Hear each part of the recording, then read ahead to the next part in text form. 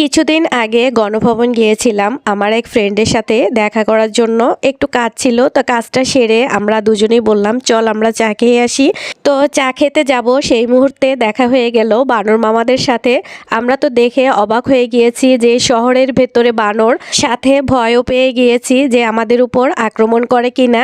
তো একটা লোক দাঁড়িয়ে ছিল, তিনি বলতেছে যে না, এই বানরগুলা খুবই ভালো, কারো উপর কোনো আক্রমণ করে না, এখানেই থাকে ওরা গাছে গাছে।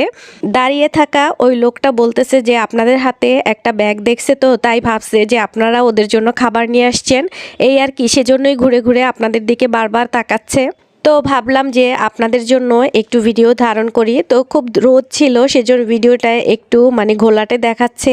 কিছুদিন আগে গণভবন গিয়েছিলাম আমার এক ফ্রেন্ডের সাথে দেখা করার জন্য। একটু কাজ ছিল, তো কাজটা সেরে আমরা দুজনেই বললাম চল আমরা চা খেয়ে আসি। তো চা খেতে যাব, সেই মুহূর্তে দেখা হয়ে গেল বানর